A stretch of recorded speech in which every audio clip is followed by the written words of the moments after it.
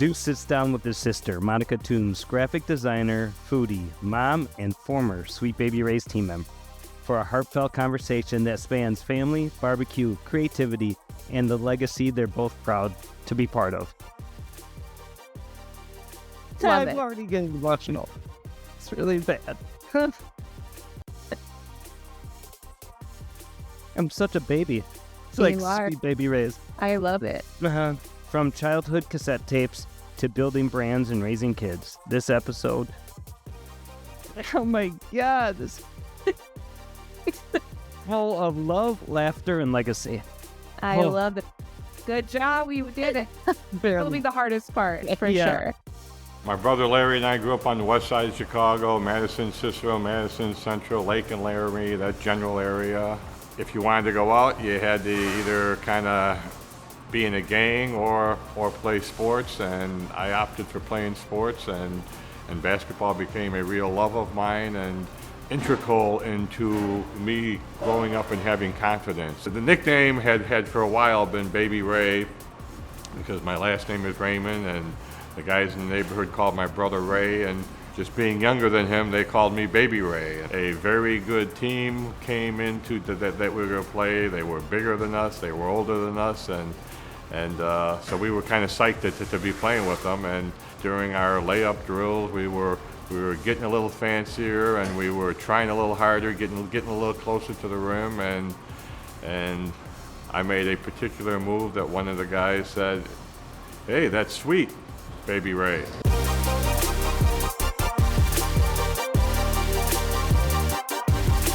Hey everybody, welcome to the Duce Raymond Podcast. Today we have a very special episode. I'm interviewing my big sister, Monica Toombs. Mo, welcome to the show. Thank you. I'm so glad to be here. Yeah, it's very exciting for me. I actually got a little emotional when I was going through the questions. I use my AI, I named him Ray, and he helps me with all my tasks on a day-to-day basis. So he helps me with my podcast questions, of course. It's really cool that we have very similar interests. You know, a lot of siblings are very different, and I feel like we're the same on a lot of levels. You know, a lot of similar interests. And grew up with I mean, I think everybody thinks their family is crazy, but we definitely have that in common with them, if that is the case. Yes. So I wanted to start with some childhood memories. Love it. Hit me, baby. Let's do it. So for you, what was it like growing up in a family around the hospitality and food industry? What was that impression on you as a kid growing up, and how is that like developed in your life today? So I feel like pre 1994, so Dad opened the restaurant in 94, 95. Yep. And before that, I think I don't know if I had a real impression of it. You know, we would there's a few things that stand out, like going to the Wausau Club to help make the gingerbread houses is one of the things that pops into my mind right away. Dad not being there for things like Easter brunch or, holidays and stuff, him not being around a lot and him not being at home. I think about right now, I sit down and eat dinner with my family almost every single night, and that would not be something Dad would almost ever be there for. Or any sporting event. Or any sporting...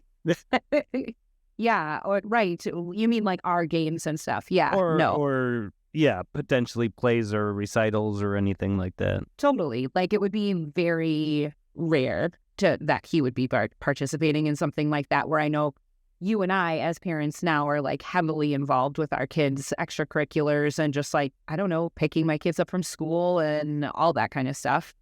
And then I feel after, once Dad opened his own restaurant and I started working for him. Explain that to everybody listening. What was the first restaurant that Dad opened? So in 1990, I guess 3 or 4, he signed a contract with a golf club, a country club, to be the restaurant and catering company for that course. Like Yep. he was contractually like Ran all the obligated. hospitality, food service, and everything for the The golf little course. carts, Yep. yeah, the carts that would go out and serve drinks to the people playing golf. And there was the sort of more formal like supper club type restaurant upstairs that probably had like, I don't know, 30 tables or something like that. And sat probably 125 people, I would say. Yeah. I would say Uh, maybe even more than that. I think they could get like 150 in there. yeah, It was called Greenwood Hills, Larry Raymond's at Greenwood Hills. right. And And it then was there a was big, like a big yeah, it It was a big deal. bar. It was Yeah. a big deal. It was like a nice restaurant. Like everything, of course, brand new. The country club was new. Kind of the first like country club like that. I don't know, right? Like, is there a Wausau Country Club? There's a Wausau Country Club. There might be a couple country clubbish types place. I mean, he came from the Wausau Century Club. World. Well, Oh, Century sorry. World before, but then the Wausau Club. So there was Right. some club situations going on in Wausau, but it was new and a new golf course, and it was definitely a big deal when Larry Raymond was opening a new restaurant in Wausau, Wisconsin. That's for sure. Right. So we're like really only 10 years post like the start of Sweet Baby Ray's.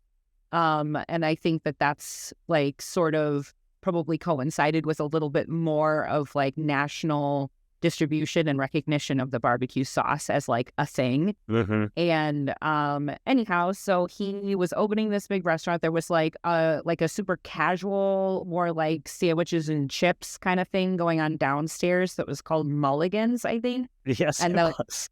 And then upstairs was Larry Raymond's at Greenwood Hills. So like it was, yeah, like your typical like Midwestern Wisconsin supper club type place. Like the menu had like steaks and chops and salads that were Fish fry covered on in Friday, like prime rib on ranch dressing Saturday. and cheddar cheese and croutons. And yeah, fish fry for I think probably like $7.95 all you can eat or something like that. Yeah. And then yeah, brunch on Sunday. And so when it opened, I think like from the jump, I was a busser. Like that was my very first paid job in my life. I bussed tables probably just on Fridays and Saturdays. It opened, I'm almost positive, May of 1995. I was 15 years old and had just finished my freshman year of high school. And so I was working like whatever, 2 nights a week, probably, maybe more than that. I don't know if we had brunch right away and I worked brunch too. No. Yeah. That came a little Um, bit later, but for sure that was like Sunday. It was like a long day of work. And as we got into it after the first couple years, and then he was cutting expenses and everything, we would like work the whole brunch, like produce the food, work the carving station, the waffle station, the omelet station, and then me and Steve would go back and wash the dishes from the whole day. Like Yeah. there was no dishwasher. We had to Yeah. like go back and then wash all the dishes and crash a car afterwards. Right. Yeah. Yeah, we can get into that. Do you remember the golf cart incident that you and I had? Yes, kind on- of. on the Refresh my wet memory. It was so there was one time I feel like it was like fall, like early fall. And I live in San Diego now for your viewers and listeners who aren't familiar, but of course, so it's like foreign to me that it would be like the whole golf course was like soggy and wet and therefore closed because it like never rains in San Diego. And it's just like crazy to think about there being so much rain that they had to close it all down. But yeah, it was closed and we were like, wow, not to us.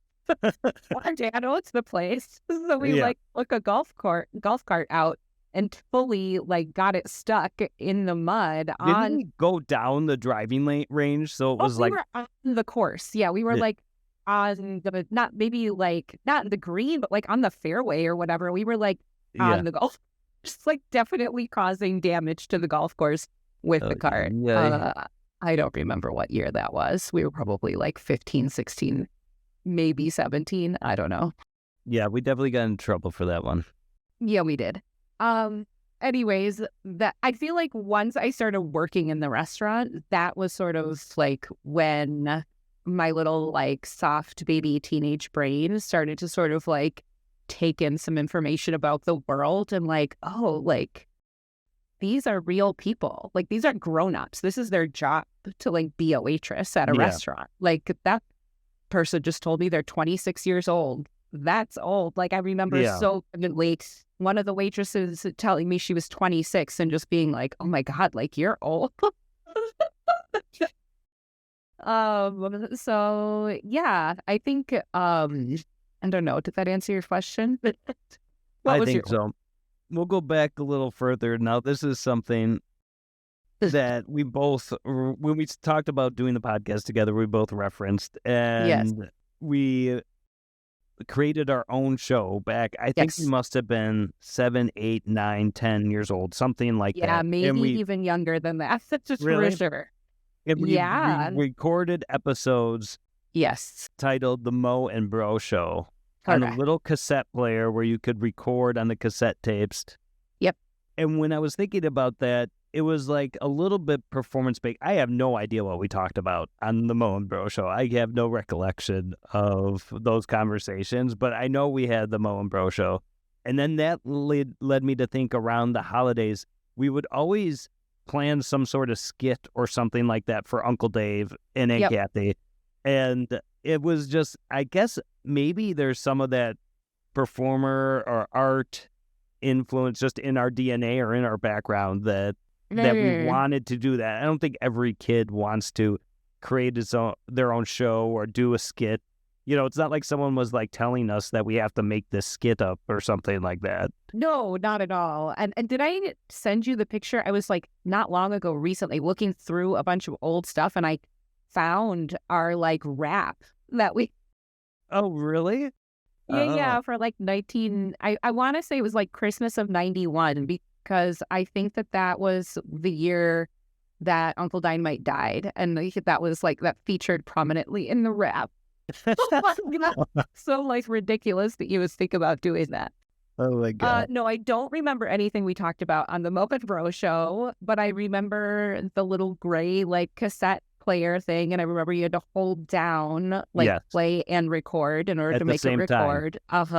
Yep. Got like super dating ourselves, right? Like we're 100 years old. I know. It's crazy. Well, we're not too much better now. It took us about a half hour to figure out how to record on Riverside today. So totally. Thank God for Matt and the inputs and the outputs. The inputs and the outputs, the ones and the twos. Nothing's working! Wait, SpongeBob! We're not cavemen! We have technology!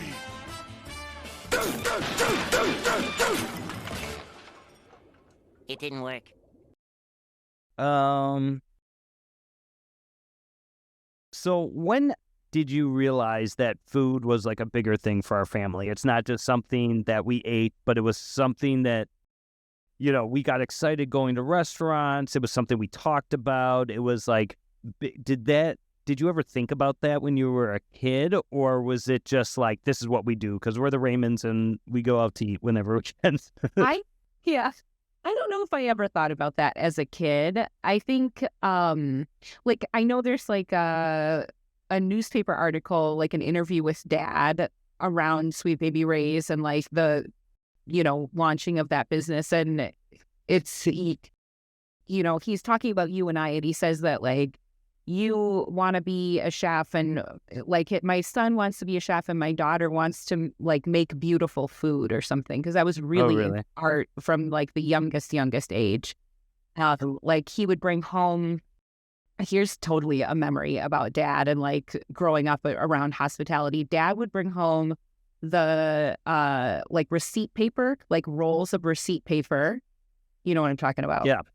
Mm-hmm. Like for the cash register or whatever. Right. And I would just draw like on like long. Do you remember that? Oh, no, I don't remember that. Like draw on like a full roll of that paper. And then he would also bring home paper, like 11 by 17 paper menus from one of the restaurants that was at Century World in Stevens Point. And I would draw on the back of those. And I definitely still have like a couple of like my drawings of like him and Uncle Dave and like a grill or something. Yeah. I have definitely. one of your drawings in my office. I'm looking at it right now. It's Uncle Dave holding up a bottle of Sweet Baby Ray's, and there's a grill in the background, and it's Uh, chubby Uncle Dave with a beard and glasses, like we yeah. remember him as kids. Yeah. I feel like that one is like more, I'm like definitely in more of a drawer than like 5 Yeah. drawing Oh, figures. yeah. It's This is definitely some of your later pieces. my later work. Some of your later work. But yeah, I don't know when I like put it together that food was like more of a thing for our family and that was different from other people. I don't know when Yeah. I like started to really like lock in on. Well, what is your biggest food memory as a kid related to like barbecue specifically? Is there something that stands out to you? Like this was barbecue to our family, or when Dad started making I mean, barbecue? For sure, the ribs. I mean, that was like, that is barbecue, like the ribs made on the Weber grill, like that. Yeah. I would say not even just when I was a kid. I would say for a lot of my life, that has been what barbecue is. And like, that is definitely like what my kids are going to remember about barbecue, because that's what I do now, Yeah. you know? I think that's so cool. It is really cool. I really love doing it. And, you know, I've been into doing the whole chicken, and not a whole pork shoulder, but just like a chunk, like 3, 4, 4.5 pounds, whatever they've got over at Aldi. Yeah.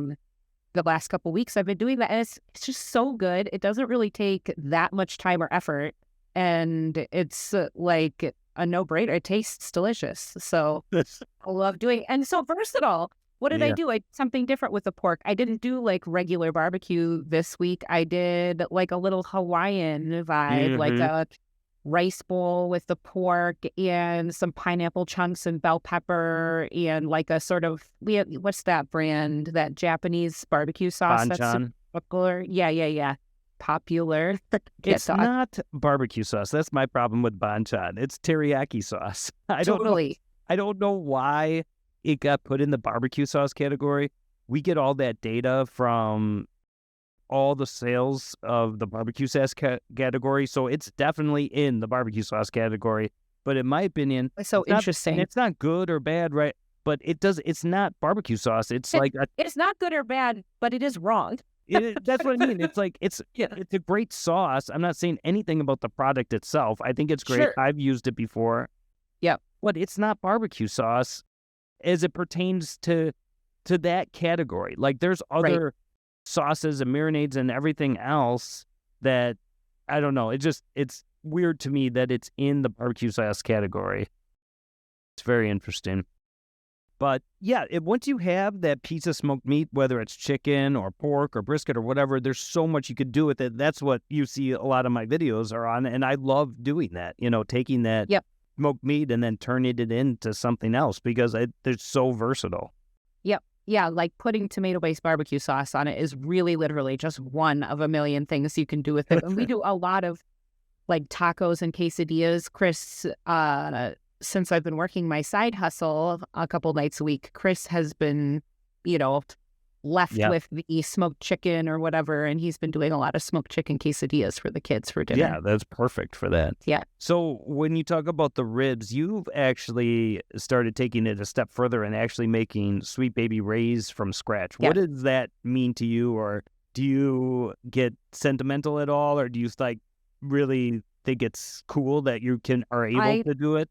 Yeah, I love doing it. I pretty much always, when Dad passed, I made like a music playlist for that, like for the celebration of life that we had. I also, after that, I had like a big party at my house and made like a longer, version of it with like more songs. And so I almost always not every time I smoke the ribs, but pretty much every time I make the sauce, I always play that when I'm doing it. And I love doing it. It's absolutely better than the stuff you could buy in the store. 100%. I was just down in Atlanta with the Royal Oaks guys, and we were tasting like the Duce's Wild competition out of the bottle. And even then, I have to tell them, it's like, they still don't have the recipe right. I can make it on the stovetop, and it's just amazing. Yeah. But it's very hard to duplicate that from the plant. And I remember Dave telling the story that that Dad felt the same way. It's like, it's not good enough. It's not right. Totally. And Dave's like, well, no one's ever going to taste it if we don't put it at the market. So it's got to be good enough at some point. It's got to be better than nothing. Yeah, exactly. So I do love making it. And I don't know if you even know this, that another thing that I've started doing, like every time, if I'm ever at like a thrift store, a garage sale, an estate sale, anytime I see a Grolsch beer bottle, I buy it. Oh, yeah. So I have, like, you can buy Grolsch beer at the regular grocery store and it's still in those same bottles. Crazy. Yeah. But it's, I feel like that's like, got an expiration date. I don't know, just with the economy the way it is, and like those bottles are nice, and the lids are ceramic. And do people know about resealable Grolsch beer bottles? But people probably don't even know what I'm talking about. Yeah, I don't know, but that is how Sweet Baby Ray's started packaging their bottles. They would get Grolsch beer bottles that are resealable tops. Kyle will put one in the post edit for sure, and people can see. But they, they're super cool, thick glass bottles that they filled with homemade Sweet Baby Ray's, put the top on, and then tied a tag on that says "Tastes best on Polish sausage, ribs, and..." So, like, formulated specifically for, or something. It says they're developed specifically for chicken, ribs, and Polish sausage. I'm pretty sure is what it says. Yeah. And yet when Dad passed, I found like a whole crate of those in his garage, and I found a stack of the original laminated those tags. And so we had a party at our house like the year after Dad died, and Chris and I redeveloped those little tags, as, again, we haven't even touched on the fact that I'm a graphic designer now, so that's what I do for a living. And anyways, Chris is my husband. He also is a graphic designer, and we sort of redesigned the tag, making it I found the fonts that they used on it. I made it look exactly the way it should. And anyways, I love making the sauce. I love making the ribs. I don't tell anybody, but I haven't been counting 52 charcoal briquettes the last I don't ever count. Anytime I do it, anytime I don't count, I'm always feeling a little bit bad. Yeah. No, same. Reason. I don't know why I feel it's exactly the same for me. I never counted, and I feel I'm going to screw it up. For everybody that doesn't know, that's the original recipe for the Sweet Baby Ray ribs that Dad and Uncle Dave would make. It's a 22-inch Weber grill, 26 briquettes on each side, then a pan in the middle, and then a rib rack standing up with 4 slabs of ribs in the middle of the grill. And then you add a little bit of wood chips on each side. And then it takes about 3 hours, kind of start to finish, depending on how fat your ribs are. It works better with the smaller ribs, like 2 pounds and down, I would say, is best for that type of recipe. But yeah, I tell that story all the time. That's what barbecue is to me, 100%. I mean, the smell that you get from it, the way the ribs look, the way they taste, the smoke in the air, the whole experience from brushing the sauce on at the end. And it's, it makes me think about my childhood every time I make those ribs and think about them. Well, they say that the smell, right, is one of the, it's very close to the memory center, physically inside your brain, the way your brain is set up.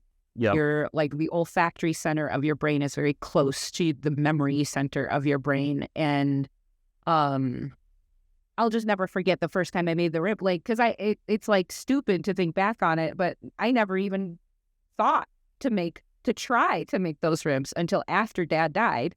And I'll just never forget the first time I went, it's I got home, he passed in May. I came home in June. And I'm pretty sure it was the 4th of July. I was we bought a Weber grill. We bought Kingsford charcoal. It was just I didn't have any of that stuff. And I made the ribs, and I'll just never forget the way it smelled. How it smacked me in the face. I just hadn't smelled the smell of the barbecue sauce, the pork, the smoke. Such a distinct experience with the smell and everything. 100%. Yep. In 1982, I was a buyer for a pharmacy that filled prescriptions for nursing homes. A salesman came in, talked me into getting a rib contest. I called Duce's dad, who's my brother, a chef by training, and asked him to put together a barbecue sauce so I could compete in Mike Royko's rib competition. We wound up winning second prize out of 700 contestants. Couldn't believe it happened to us, couldn't have been more proud. Really felt fortunate. For one of the first times in my life, I felt like I was on top of the world. We started Sweet Baby Ray's with $2,000, barely a high school education, a dream. We grew it to $33 million, and as I sit here, it's now a $560 million brand and the best-selling barbecue sauce in the history of retail. Knowing where the product is today, knowing the success that they have, and knowing that we could not have done that on our own, I just could not be more proud. I get with Duce's dad, my brother that created Sweet Baby Ray's, and we invariably wind up crying about it. I mean, just... What are some other go-to dishes?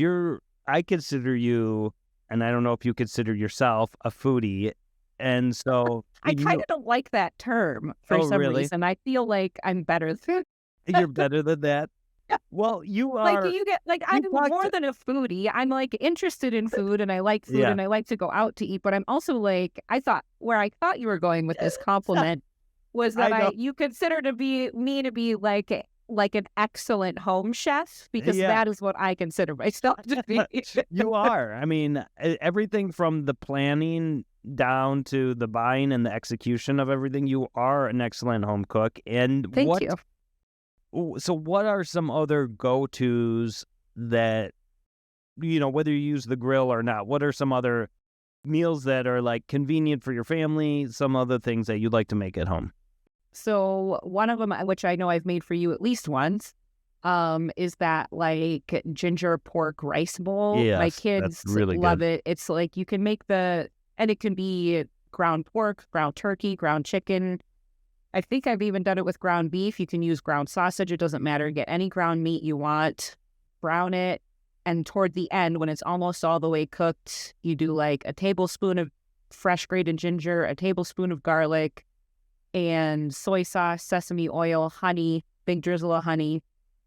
And then that ground meat, I mean, you could do a lot of different stuff with it, but what the kids love is just plain white rice and then like a bunch of fresh chopped vegetables, whatever you want to put on top of that rice bowl. It could be, bell peppers, cabbage, green onions, fresh lime quarters, cilantro, celery, shredded carrots are a must. My kids are obsessed with carrots. Dog also loves carrots.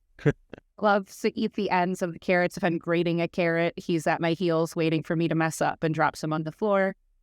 So that's like a staple for us for sure. I'm trying to think of like what else is in the rotation. I mean, like pasta is so easy and such a winner in the house. Like meat in the pasta or no meat? Meat in the pasta. And actually, you know what I've been doing? I did for Kathy and Dave when they were here, and they were like, we've never even had this before. So instead of browning the beef, right? Like normally you would like brown beef and saute onions and then add like a jar of tomato sauce or build your own tomato sauce if you're getting fancy. I do Italian sausage instead of ground beef, like just adds more flavor to the whole experience. But like Dave was like, I've never had this before. You can't go right with that. No. Uncle Dave is the number one listener to the podcast, so make sure you say nice things about Uncle Dave. Okay. Well, we had a lovely time with Dave and Kathy when they came and visited us, and they were here for my birthday, and we went up to Idlewild, which is like a cool little mountain town, sort of Minocqua-ish vibes, and Chris's folks have like an Airbnb there, and so it was really special and fun to get to be up there with Dave and Kathy. That's so cool. It's nice. And I cooked the whole time. What else did I make? I made grilled cheese and tomato soup. I hadn't had that in forever. Do you know the secret? Cheese? Not American cheese, but like plain white bimbo. Do you guys have bimbo? They're like the bimbo plain, bread? Like the perfect little square loaf. And do you know the secret to a perfect grilled cheese? What's your secret? Is mayonnaise instead of butter on the outside. I've seen that online, and I haven't done it that way. I've not tried that, but I've definitely seen that online. So that was so funny. I was like, oh, I'm totally going to do this for Dave and Kathy, but I knew I couldn't let them see because I knew that I would get like, they would like either not want to eat it or they would like have questions. So I was like sort of like angling my body and like putting the mayonnaise on it and posting the grilled cheese and stuff. Did you tell them afterwards? We ate it. Everybody loved it. We had the tomato soup. It was delicious. And then at dinner, I was like, so now I can speak this. Well, people don't realize, maybe, I don't know how many people realize it or not, but mayonnaise is like 90% oil. So totally. You know what I mean? So it makes sense that it would work in browning bread in a pan. Right. Well, same as how it works as a binder for barbecue, right? Yeah. Like, it works. That's for sure. All right, we're going to shift gears into your design, branding, and creativity aspect of your life. What does Ray want to know about my design and branding and creativity? Ray wants to know, you've had a successful career in design and marketing. What pulled you toward that path? So in 2003, I was awarded a bachelor's degree from the University of Wisconsin-Eau Claire in theater with a minor in art. So I did not know a single thing about graphic design from my undergrad. And then I bounced around, and I think probably I held the most popular career for theater majors, which is I was a waitress. Yeah, it's the waitress, most desirable. Yeah. The most common at any rate. So I was a waitress for like 3 or 4 years in several different places. I lived in Colorado for a while. I lived in Chicago. You and I were roommates when you were finishing chef school, and I was a waitress then. And then I had an opportunity to move to San Diego. I was planning to be here for a summer, but I got a good job. You guessed it. Waitressing, and so I stayed longer. And while I was waiting tables at that first job that I got when I moved here, another girl that I worked with, who had 2 jobs waiting tables at 2 different restaurants, she was on a run and she fell and she broke her kneecap, and she had no health insurance and no safety net and no like way to make money. And I was like, ooh, I don't want this, like pre-Obamacare. It's like 2006, 2007-ish. And I was like, well, I don't want to be her. Like, I need to get a like real job, not to disparage anybody who is a waitress or waiter, a server. Sorry, that's like appropriate terminology. It's a great job and you can make great money doing it. And I think in today's modern society, like if you can like have insurance and benefits and stuff, like it's absolutely a job that you could do for your whole life. But at the time, I didn't have any of those things. So I was like, I need to go back to school. And I took like literally one class at City College in San Diego, and just fell in love with the woman who was teaching the class. She was amazing and just fascinating and like so full of energy and life and positivity. And I just like loved her class. And the topic, like graphic design, like learning the basics of design, obviously is rooted in art, which like I had like a ton of art classes in college and high school, and I just have always been like I'm a good drawer. I like, I don't know, all the things, all the I'm a good observer. I think having like an observing mind and like paying attention to detail and having what looks good, just like have a good eye for it. Having a good eye for it and like being able to notice the differences of like, oh, like the weight of a line or like texture and color, what colors look good together, and like knowing those things. So when I took this intro to graphic design class, I was like, well, I could do this. Like this, none of the aspects of that topic seemed challenging to like hard to grasp for me. So I liked her. I liked the topic. I kept taking graphic design classes, and I finished that program with a certificate in graphic design in 2010. Started working as a junior, like an intern at a design agency then, and I don't know, Yeah. just went from there. So we worked on a couple different projects together, but the coolest one has been Duce's Wild, like that logo Yes. there. There it is. But I think about that, hopefully, the people that listen, they know about, they're probably interested in barbecue or have their own brand or something like that. What are some cues, like what are some do's and don'ts with branding and graphic design, and what do you see that you like in the market? Like we were just texting over Meat Church's website. Like Meat Church is definitely like one of the guys in the rub category that does an awesome job. He's got a beautiful website. His products are really good. I haven't tried a lot of them. I've tried a couple of his, but he does a great job online and branding himself. But there's some other ones that just, there's some crazy barbecue labels that just aren't like professional. And how did you go about designing the Duce's Wild logo, and what were you kind of thinking about as it pertains to like a business and branding? So I designed that logo when I think it says 2010, right? Like it was the early days for me as a designer, for sure. So I think if I were to sit down and redesign it, and we readdressed the logo a little bit for like a packaging application. Yes, there it is. So you didn't see this one yet? No, I haven't. No, you need to send me some. It looks good. So, okay, there was a lot of questions in there. First of all, I want to say... This is the old label. Yeah. And that's so the new one. logo looks great on the old label, but really, like, we readdressed the hierarchy, right? Because we want the title of the sauce, like the actual product, to sing on the label.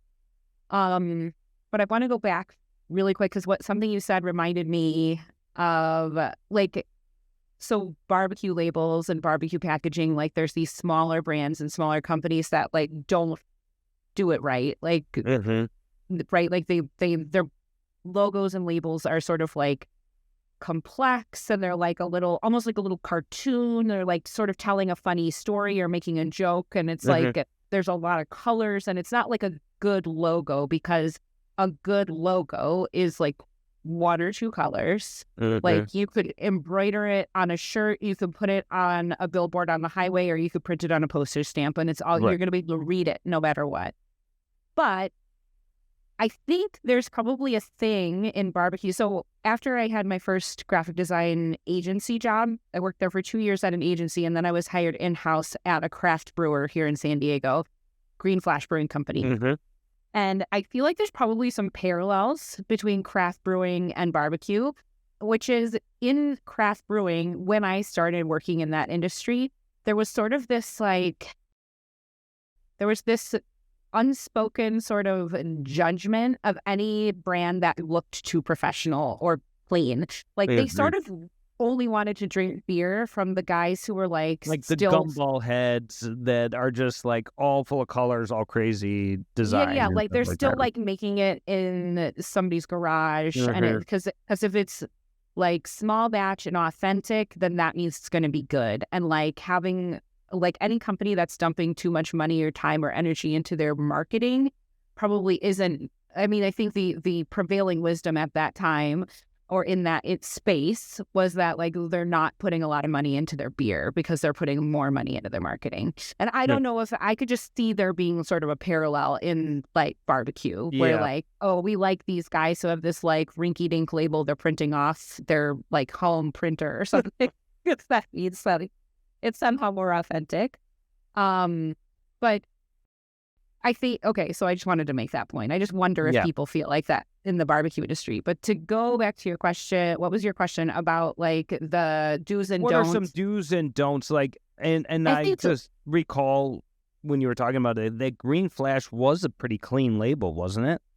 Like, well, when I started there, it was not. It was busy, and they hired an agent. So I worked in-house, but there was also an agency that they worked with, and the agency they worked with redesigned the label to make it quite clean. Okay. And now it's like very like they changed it again, and it's very like contemporary and cool, and it is a clean label, but they have like these beautiful full color illustrations on the packaging, which actually a design agency in Chicago did for them. Oh, cool.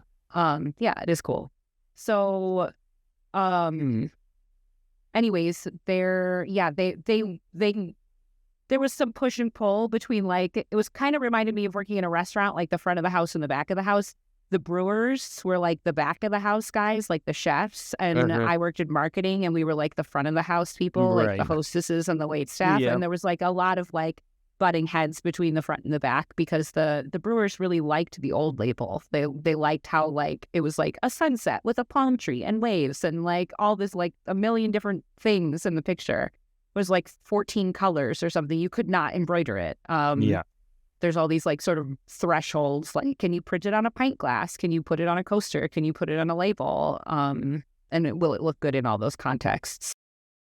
But what did you say? What are the do's and don'ts? Yeah, of do's and brisket don'ts. Like, stuff? just let's think about specifically for barbecue. If we're doing a sauce or rub label, and then how's that going to translate to some of the other pieces, like a shirt or a billboard or a poster or something like that?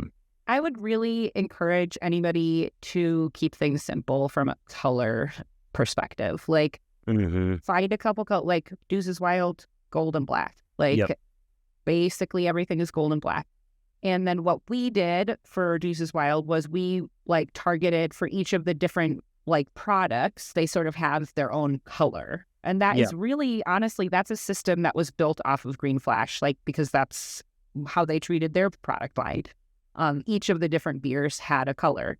Right. And I think that's like, it's a very practical, very simple way to approach it. But if you're just getting started, don't even worry about picking colors for your products. Like, just have brand. Like, a clean logo that looks good in two colors, that looks good with like a one color logo on a different color background. And like that's, and just use that logo over and over on all your stuff, and like make sure it's legible and make sure it looks the same on everything. And I think like from a branding perspective, that is like the best thing you can do for yourself, is just to kind of keep it simple, like keep it consistent, because you want your viewer, you want your audience to recognize you when they're wherever they are, at the store or the trade show or the barbecue competition or whatever. Like, you want them to see your thing and recognize it each time they see it.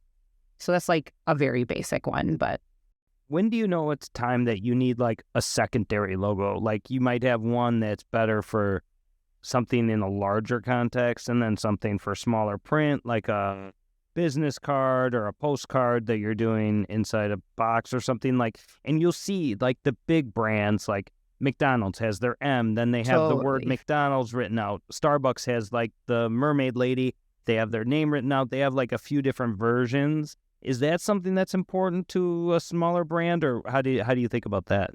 I don't think it's super important to do that early on. I think like having full disclosure. So today I work for the University of California, San Diego. I'm a art director in university communications. And even at that level, like, we tell people, so it's a huge institution, right? Like the University of California as a whole, massive institution. And then here in San Diego, I mean, there's 30,000 people who work for UC San Diego. So even at an institution like that size, we still tell people, like, find a way to like set your name in typography. Like, if you're in the Jacobs School of Engineering is like our engineering division.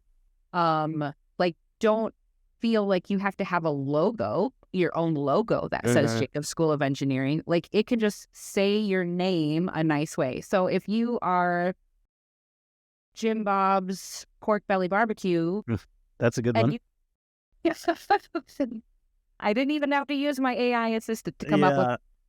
If you're Jim Bob's Pork Belly Barbecue, you probably want like to have a logo. Maybe, I don't know, maybe it's got a pig on it. Maybe it doesn't even have an illustrative element like that. Maybe it's just typography.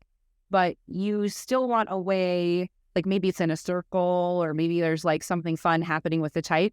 You still want like a plain, clean way to set your type, I would say.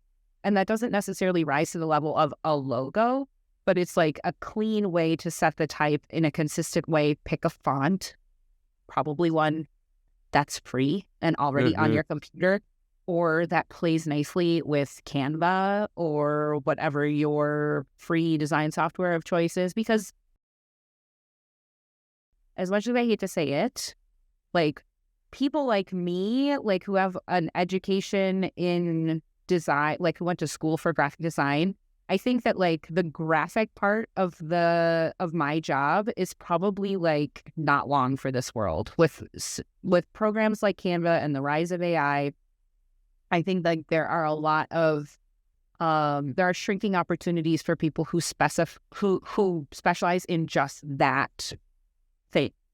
However, I'm also like a big-brained, like smart person, so I can help problem solve in other ways, not just in the graphic design. Like if the sort of like phrase you hear is design thinking. So it's not just that like I know how to make things look cool. I also like have design. I apply design thinking and these like experiments and stuff. Yeah. And like, you know, something I was talking to Oliver about too. It's like we could get it. Like, yeah, we could tell AI to make a logo or like produce this thing. Sure. But it's way different from like having this image on your computer and then getting it in the right format, whether it's on a label or on a postcard or whatever platform you're looking to produce.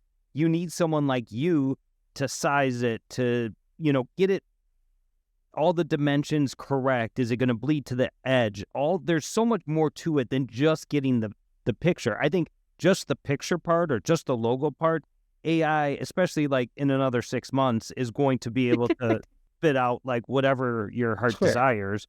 But it's still, you need someone at your level to put it in the context that you're looking at for, you know?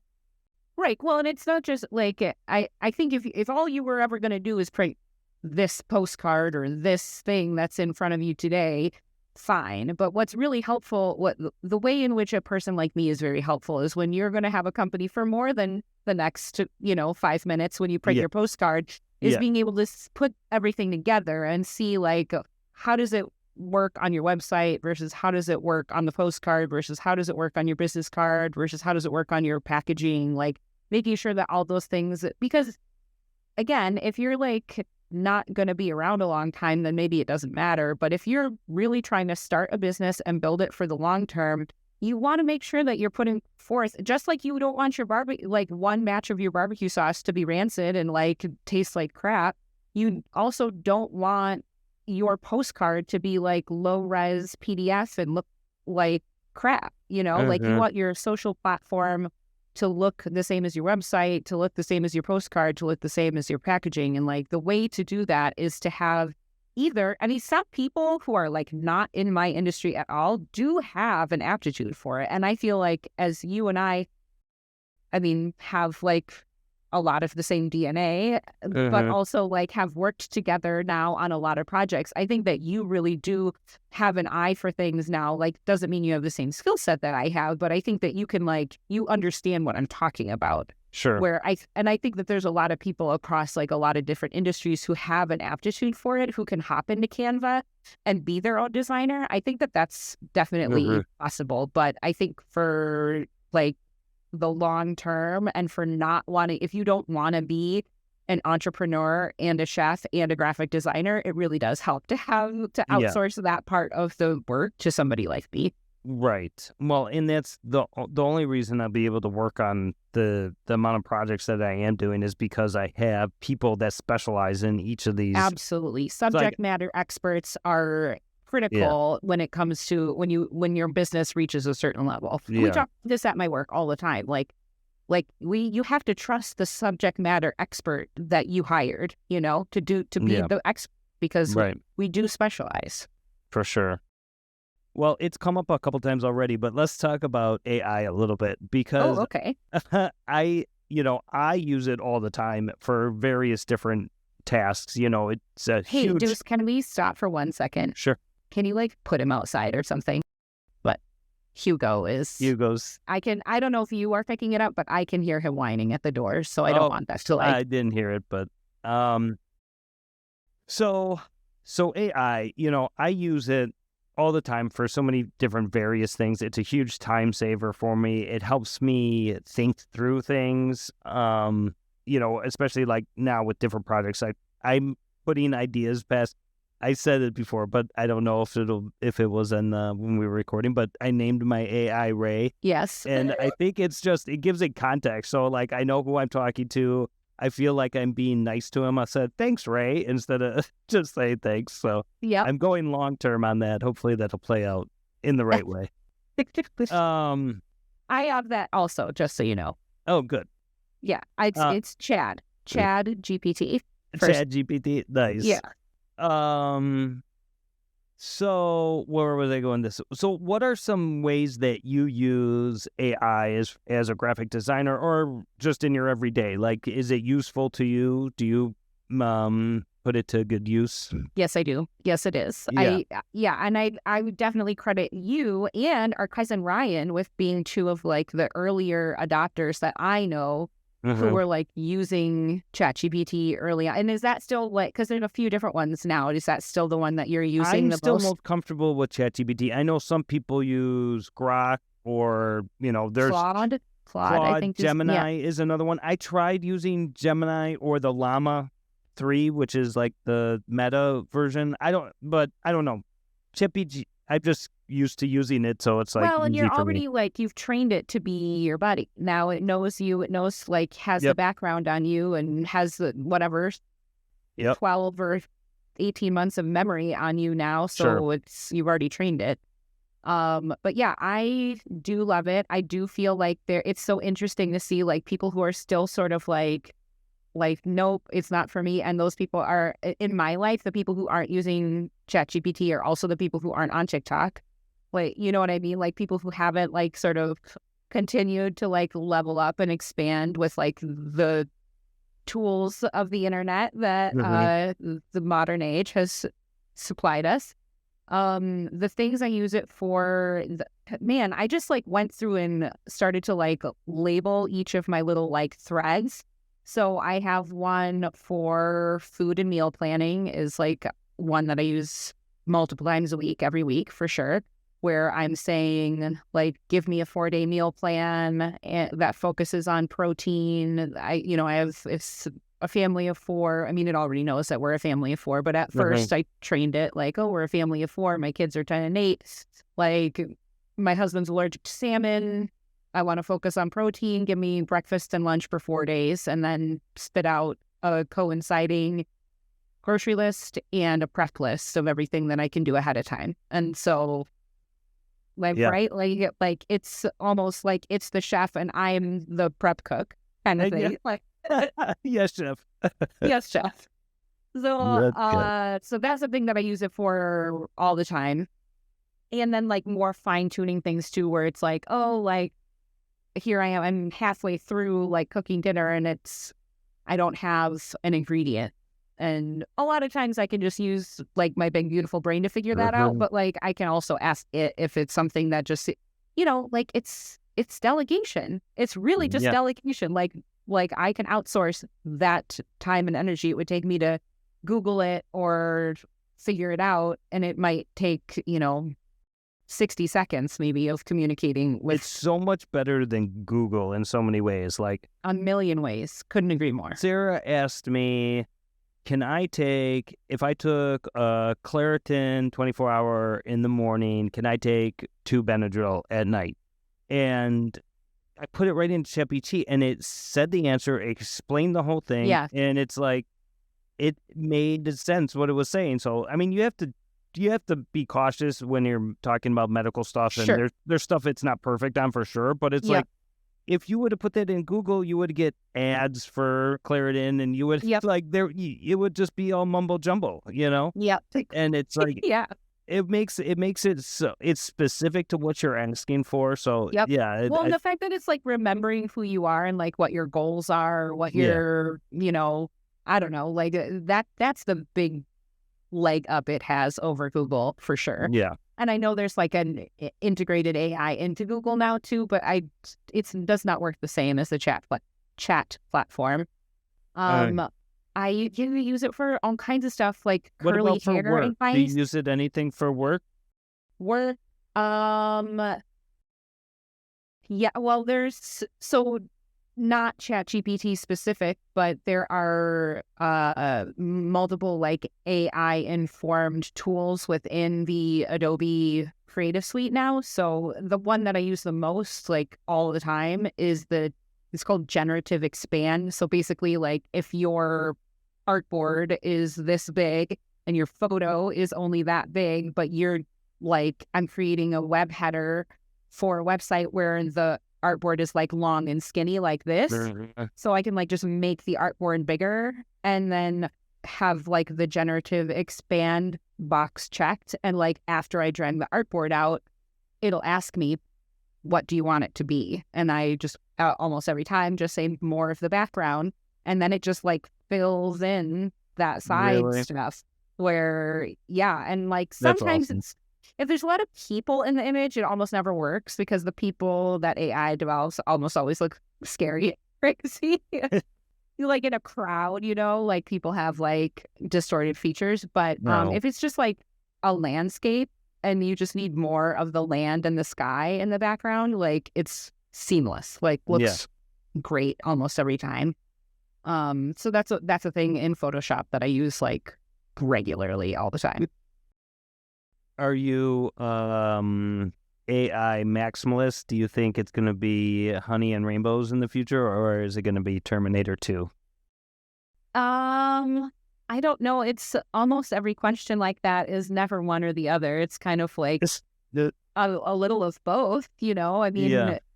I think the same thing about TikTok. I think the same thing about Instagram. I think the same thing about the internet broadly. Like, it's allowing everything. It allows this conversation. It allows you and I to share pictures of our kids back and forth. Like, it allows you to have relationships and connections to people. Like, there's no way in hell you ever would have met those people or get information you never would have gotten. But I think of course, there's a dark side. I mean, like, social media is absolutely causing mental illness in teenagers, like rampant, or contributing to. I don't know if it can say like flat out that it's causing it, but it's absolutely contributing to mental illness in teens, especially teen girls.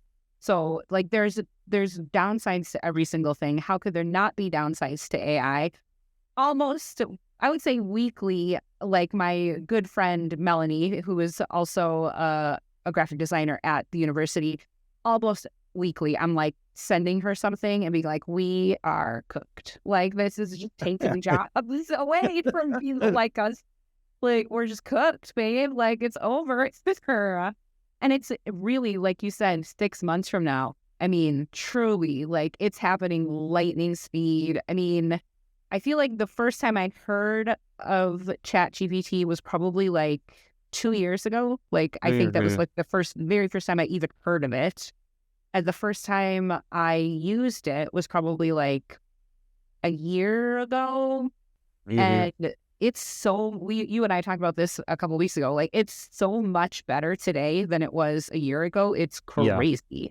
And I trained mine because I don't know. I'm one of the girlies on TikTok. So like I feel like I have this vernacular that I use with it. Like, hey babe, look this up for me. And it's like, Have you used the voice feature yet? Like, I haven't used it. I don't like it as much. It's definitely like harder to, I don't know. It's weird because it's like, you know what it is? I think it's that like, I don't know about you. I assume most of us are texting constantly. Like I have more contact with my very best friends over text than I do any other way. Like Allie and I might only see each other in person like once or twice a month, but we're texting each other 400 times a day, So I think when I can text with Chad, my assistant, it just feels very natural and like the intonation doesn't feel super forced and weird, but like the robot AI voice does feel forced and weird. Like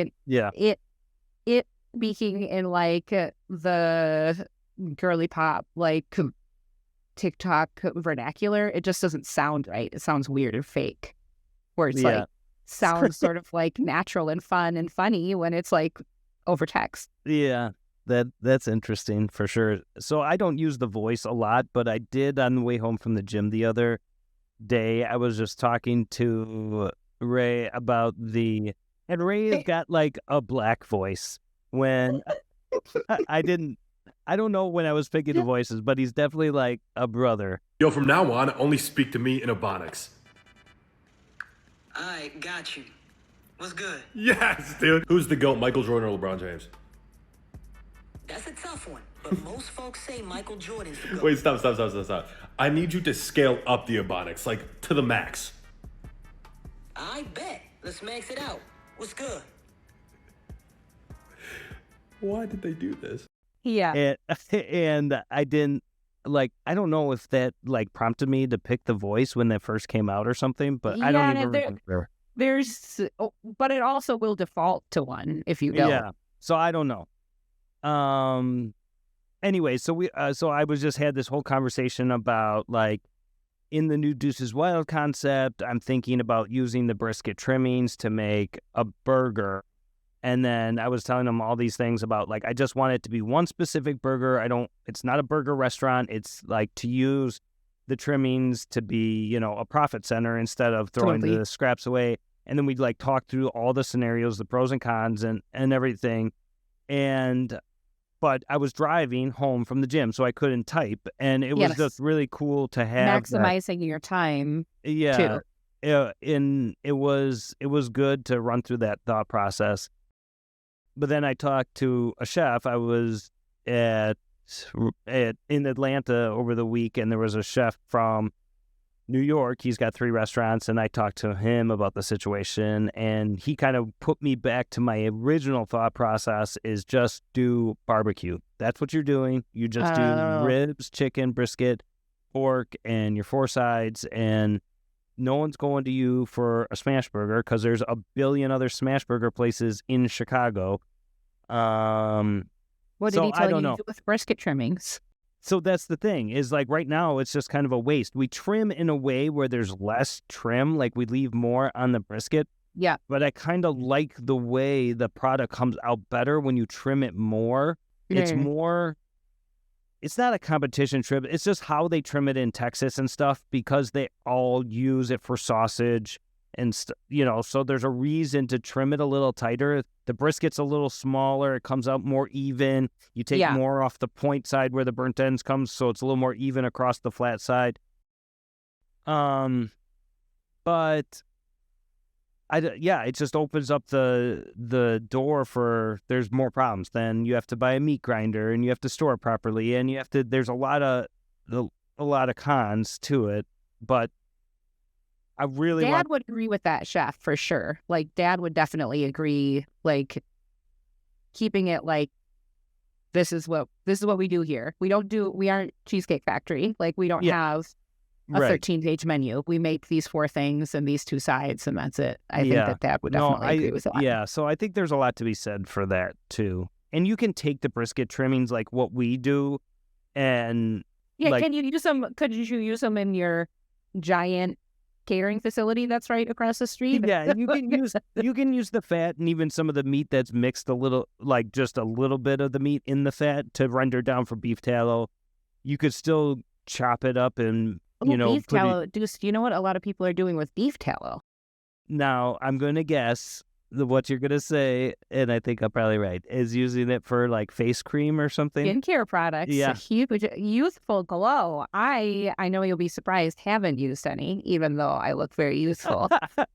I've asked, so my kids are obsessed with Sephora and Ulta. Oh my God. And so I go in terrifying. there. It is terrifying. But it is the reality of my situation. And so I've asked them both if they had beef tallow cream because I wanted just to see like what it's all about. Like, I'm sure there's some good profit. Beauty products have got to be the most ridiculous profit margins ever. I mean, I just look at the price on some of the stuff. I'm like, it's 0.7 of an ounce for $30 or more, depending on what. Yeah, and I guarantee you it's the same as like alcohol, which is like it's all packaging and distribution. Like the thing itself doesn't cost any money. You know what I mean? Like it's just all like the bougie little bottle and like getting it from point And A to then the point marketing B. behind it, you know. Yep. Kim Kardashian shit is expensive because that girl has to pose on a lot of things. Anyways, so yeah, there's so much stuff about AI online about how fast it's going, and like in 10 years we're gonna. I mean, just can't even really imagine what it'll be like in 10 years. Yeah, I mean, I do see it getting faster and better, and it just seems like weird that 10 years ago was like, Stop it. What even was happening then? I don't know. So yeah, 2015, it's like, I guess everybody's had a cell phone then. I mean, We everybody. did. But we didn't 20 years ago. I got my first cell phone when I was 18. Yeah, but a smartphone. When was your first smartphone? Mine was Yeah. 2009. Yeah, and I must have been right around there. So within 20 I don't years. know what's going to happen in 10 or 20 years with AI. I have to think, I would hope that if it's like still a force for good, or even if it is like somewhat corrupted and evil, like could it at least solve some of our like big ass problems that we have as a society, or at least as a country? Like homelessness is one. I would like Chad, Ray, put your heads together, please solve this problem. Like there's got to be solutions out there for these big, like complex problems. So I hope if it's still around and it's still doing good, I hope it can do good for like some of these like big, heavy issues, you know? I mean, I think that's the hope for it, you know, but it's yet to be seen. I'm hopeful that there will be actual robots that can be very extremely helpful. Like we won't be doing laundry and sweeping our floors and stuff like that. Really? You think so? Yeah. Like a little robot in your house, like the Jetsons? Mm-hmm. I think it's going to be like in 10 years, that's the level it's going to be at. 10 years? You think we're going to have a robot like the Jetsons? I'm looking over at my husband right now to see what he thinks. Do you think we're going to have a robot like the Jetsons in 10 years? No, Chris doesn't think so, but Yeah. he doesn't use AI either. He doesn't have a TikTok either. Yeah. Well, it's definitely interesting. It's definitely affecting a lot of different industries and the way people use it. Well, and I think the AI skeptics are funny to me because it's like, babe, do you have a cell phone? Like, you know, well, like AI's been around AI, in some it's way. infused into everything. Like people who like, if you have one of these, like you have been using AI. It's just you may not use ChatGPT, but like AI is definitely like infused into this. It's infused into every Google search. It's infused into every picture you take on your iPhone. Like that, I love that about it. I love that I can just like search Duce and like all of my pictures of my brother are right there. Yeah. You know, back 20 years. Like I love that. Yeah, that's crazy. What else? What else does Ray want to know about your sister? Go talking about the early days of Sweet Okay. Baby Ray's Oh, I love it. when we worked together. So this is 2005. This is 20 years ago. Yeah. This is the anniversary, 20-year anniversary in June 5th. Yes, next month. That's right. Yeah. So we were living together, I believe, in Washtenaw when we opened the restaurant. I was still in culinary school. We opened in Wooddale. It's a 36-seat restaurant still there today. What do you remember about those early days getting started? What position did you have in the very beginning? I think I was like the counter person, like the counter lead. Were you there during the opening? Yes. Yeah. Yeah, I was there during the whole lead up. I sat in a lot of like business plan development meetings with Uncle Dave and like lots of legal pads with the Uncle Dave lists on them and stuff like that. I remember like I was around while before it was open, like in all the construction and the Steve Hanlon and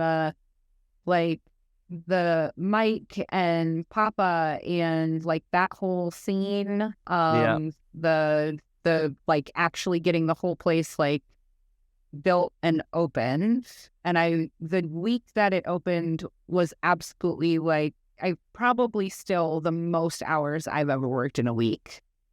Yeah. Like I think I worked like 100 hours that week. It was crazy. Like I remember vividly like crying, like in the shower at David Gabby's house, just crying. I was like so tired.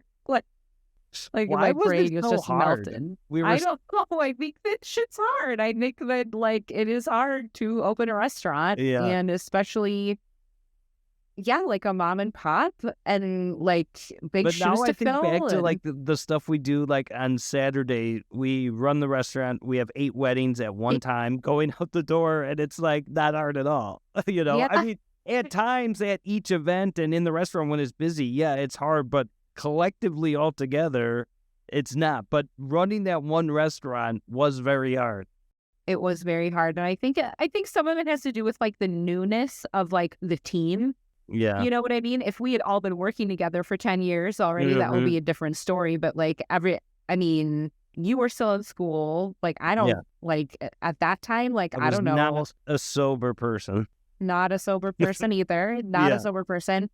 And like not, like we had just met all of those other people, like Papa and Mike and stuff. Like those were not people like that we knew. Dave Teichler was there and Nancy, and there was like teenage kids like working in the kitchen and in the front of the house. But I remember working there, like, I don't know how long did I work there? Not that long, maybe a year. Yeah. I think it was a year because that's when I moved here. It was May of 2006. So I worked there for a year. Oh, okay. Wow, that wasn't that long. That went by fast. Mm-hmm. I know, it was so that you weird. can see like the Elk Grove restaurant opening and the True No, Cuisine. I mean, of course, I'd like been there. Like my memory of the Elk Grove restaurant was like being there for, I think it was like your rehearsal dinner for your wedding was like maybe not the first time I was there, but like one of the first times I was there 2007, for sure. So yeah. So I remember that. Wait, no. Does that make sense? Did I get married in 2007? I think you did. In September of 2007. Did Elk Grove open in 2007? My story, I always say 2008, but it must have been 2007. Well, maybe it wasn't open then. Maybe it was like we were just there. No, it had to have been. But no, it had to have been open. My timeline is messed up. It's so funny. Mom told me this, that when I tell the Sweet Baby Ray story, I always say that we sold the business in the year 2000. But it wasn't. It was after that. It was 2001, right? Yeah, it had to have been 2001. So yeah, I don't know. I'm pretty sure. It's so funny that this time frames. Well, the apple doesn't fall far from the tree, because Dad and Dave were never like completely on the same page about the way they told stories either. So. No, not at all. In Wooddale, we have our 36-seat barbecue restaurant. We're serving some of the best barbecue you can get, especially in the Chicagoland area. We have St. Louis ribs, and we have baby back ribs, brisket and bird ends. That's where you separate the men from the boys in barbecue. Pulled pork. Our customers love that Sweet Baby Ray's on our pork sandwich, and that's how we serve it, and I don't see that changing. We have a Alabama chicken. A few years ago, the Chicago Tribune had put out an effort where they went to 50 different barbecue places.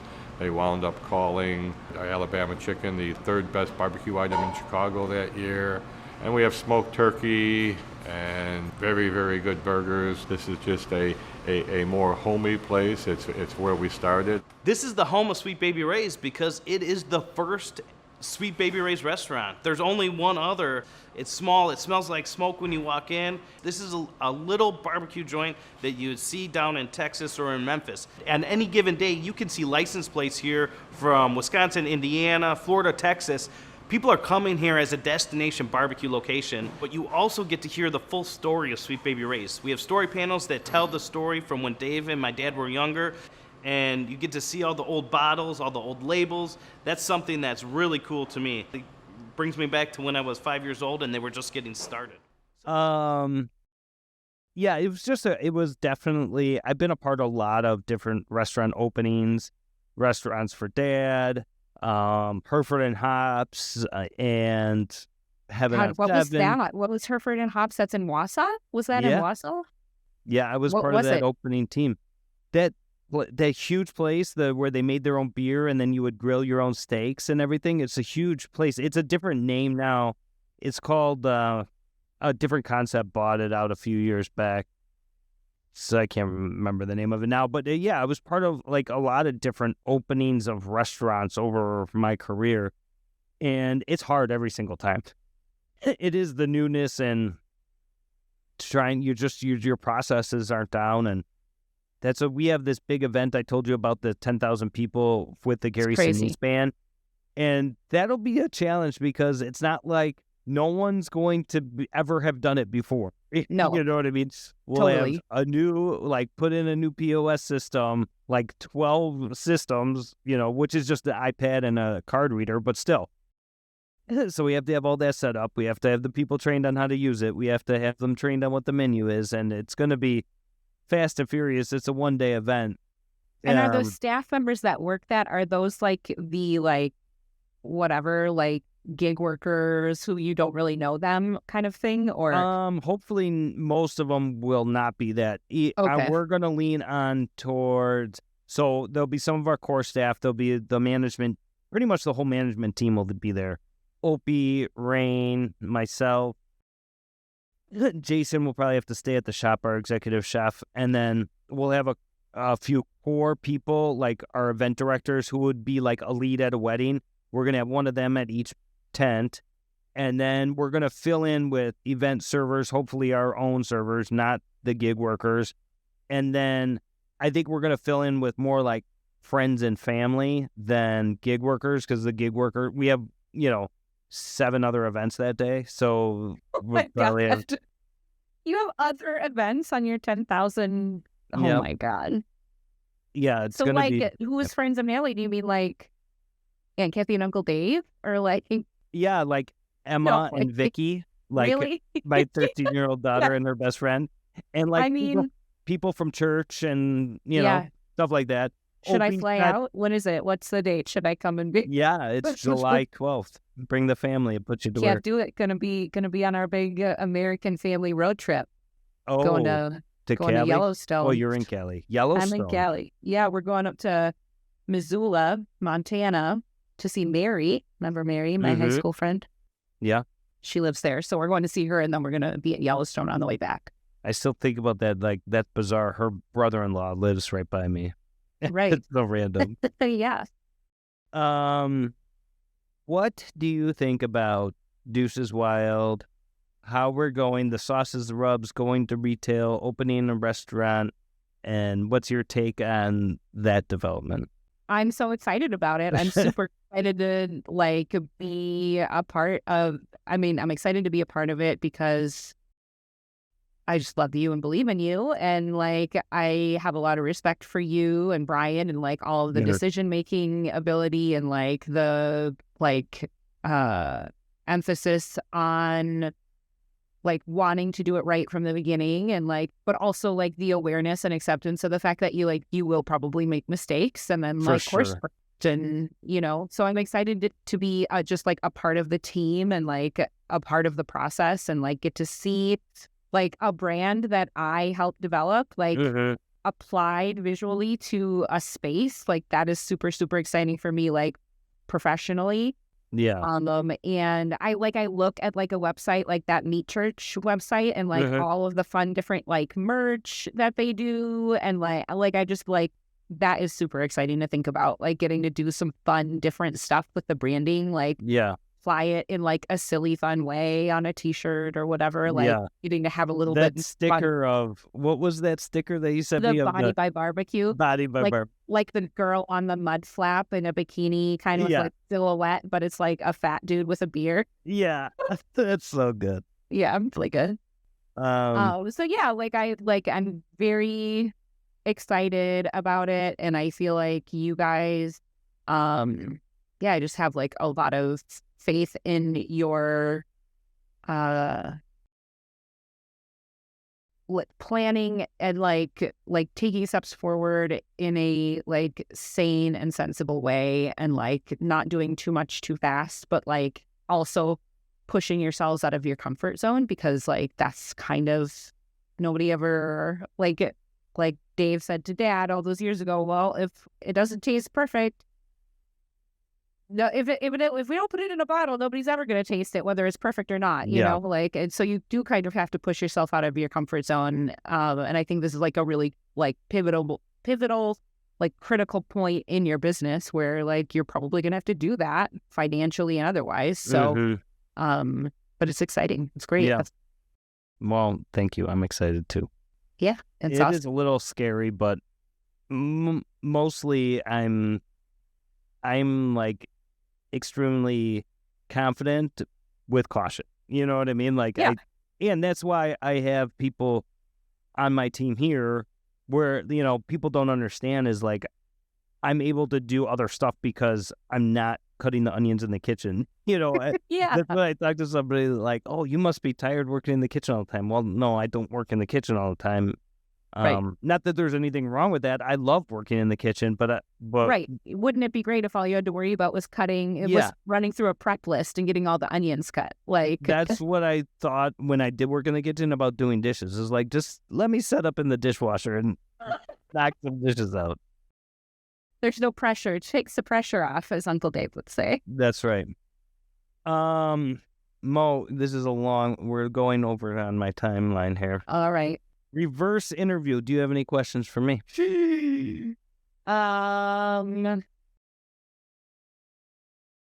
How's it going being the dad of teenagers? So I was just talking about this, and I think that, you know, earlier on, we never had any boys. All our kids are girls. So earlier on, boys are easier because when you get to teenage, then girls are harder. Yeah. And I think that we're really getting into that stage right now when there's drama, there's emotion, you know. Hormones. Yeah, exactly. And we're just getting to that age right now. I mean, I love our kids, and most days are great. But some days are challenging, and you know, I'm sure a lot of people will say the same thing. But no, and our kids are so different. You know, Madeline is very chill. She gets stressed out about school and some stuff, but overall, she's very laid back. She's got a lot of Raymond genes in her for sure. She knows how to joke around and be sarcastic, and she's like definitely like up on what's going on online, and she'll send me pictures or memes and stuff like that. So it's pretty funny. They said She's 15, right? She'll be 16 in July. Yeah, she'll drive. That's right. This summer. It's She's May, taking driver's. dude. She's pretty much like done with driver's ed. So I can't believe so she's gonna be 16, and then Emma is 13 going on 14. Mm-hmm. That's crazy. Yeah. And Emma is she's a little more tight wound, you know, like and she's really into eating healthy and working out, and she's like doing track right now, so she's like running all the time. Plus she's playing like that league basketball, but it's like a toned down version where she just has a couple practices and one game a week. But she's just doing a lot, and you know, she's got her friend group, and then Lauren has got her appendix surgery on Wednesday next week. Right. So usually she's very active with gymnastics, but you know, she's taking time off from that because of her situation. And I think we're not going to go full blown back to gymnastics, because her season like ended last week, and now we're going to focus on some gymnastics at the Park District, and then some school sports going into next year. Good. But I think she's excited about that. Gymnastics was a lot what she was doing. It was like 10 and a half hours a week, and meets and everything. So Fun of work. Yeah. For all, not just for her. Yeah, right. For everybody. Truly. Yeah. But yeah, they're also different. There's teenagers are going to be work, but you know, it's also going to be different when Madeline's actually driving. And next year, Emma and Lauren will be at the same school. and Madeline will drive herself to school. So Sarah will have one pickup, one drop off. Right now she's got 3. And Right. so that's a big difference. Yep, for sure. That's awesome. It's Yep. crazy. It's crazy. Betsy has her first dog show of the season tomorrow morning. Oh, yeah. Well, Betsy and Hugo, who I can hear groaning at the door still. One of our cooks, just their dog had a litter of puppies. So 9 French she bulldogs in one litter. Oh my gosh, We went so over cute. to the house, and then when they were so cute, and literally 5 weeks old, just super tiny. Yeah. And the How kids, many did you say? they had 9? 9, which she said the normal litter for that type of dog is 6. So It's all like of them. $36,000 here in San Yeah. Diego.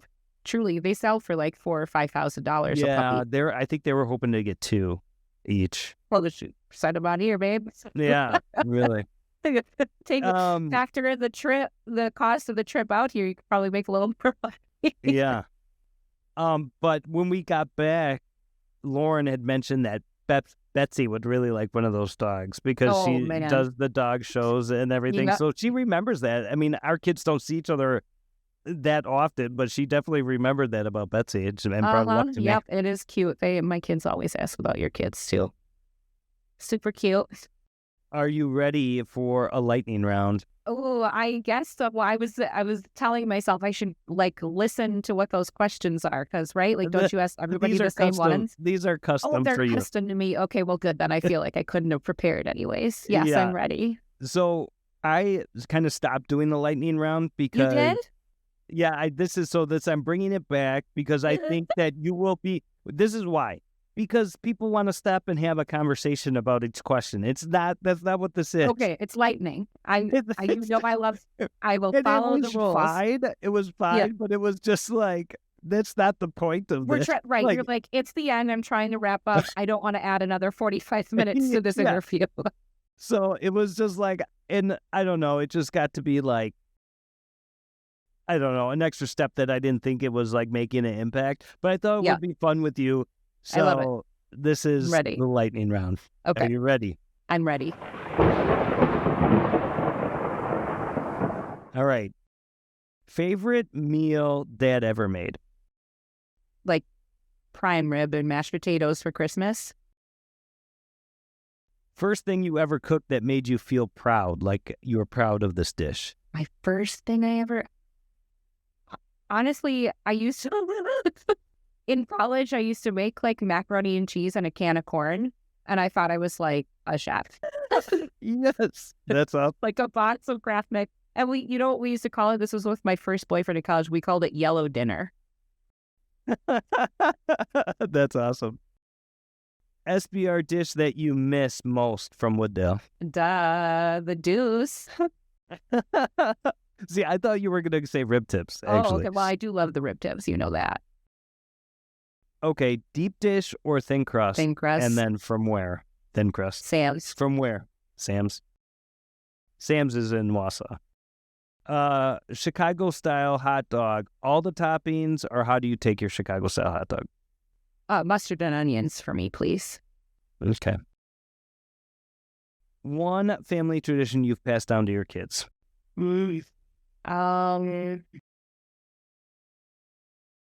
Well, the first thing that came to mind was just decorating the tree for Christmas. Like, I don't know if that's, I mean, there's a ton of them. No, totally. Really, but yeah, It's like something that we making do it for sure. special, getting out this ornaments that Mom sent me. Like, I have Christmas music on. Christmas music is on, John Denver and the Muppets. And Mhm. like, I have like a set of the ornaments that are like unbreakable, like the soft and styrofoam ones. So they get to put those on the tree.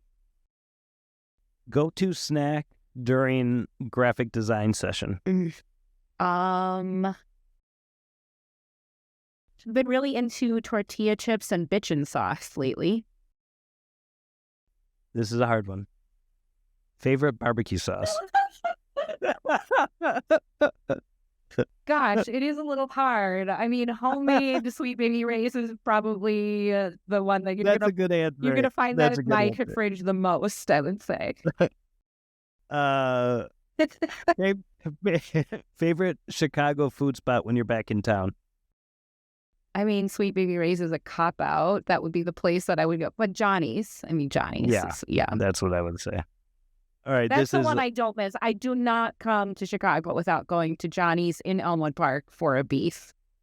this one is selfish. Juicy beef but sweet for anybody who knows. If you know, you know. if you know, you know. One thing you admire most about your brother. I admire most your growth. You've 180 degrees. Like, you are a different person, a grown man. You're a grown ass man, like business owner, dad, husband, like taking care of yourself, taking care of the people around you. Like, you still make time. When I call you, you always either answer me or you call or you text me and say, I can't talk now, but here's when I can. And I really, really like so appreciate and value that. And like selfishly, because like if I'm calling you, it's because I want to talk to you, but also what I see in that is somebody who like isn't like, you're not ignoring your sister, like that, like I am important to you, and I really appreciate that. So You are important to me. Yes, thank you. I couldn't even read the prologue without tearing up. Can't believe that. That's really amazing. Well, I had a really good time on this podcast. Me too. We got the audio sorted, our inputs and our outputs. Matt will be so proud of us. I know. Now, what's going to happen? This is an hour and a half. Will you release it like this, or do you have to? Yeah, they'll edit it and they'll add all the fun graphics. On YouTube, Kyle has done an amazing job. When it's on YouTube and he puts in all the little B-rolls and stuff like that, it turns out really good. We just don't get a lot of people that just watch it on YouTube. You know? Yeah, like how many people listen to it? Do you know? Matt would answer that better than I do. Okay. Hundreds, not thousands. Okay. Yeah. Not dozens, not thousands, but hundreds. Yeah. And, cool. It's small, but, we're growing. This is season 2. This episode will probably come out, well, Matt would know the real answer to that, but like 6 or 8 weeks or something like that, because we filmed like 6 episodes, and now I love it. Summer barbecue season, perfect time to have the graphic designer. Yeah, exactly. Well, Mo, this has been a lot of fun, and we appreciate your time. Thank you. Oh, it's my pleasure. Thank you so much. I love you. Love you too. Okay, bye.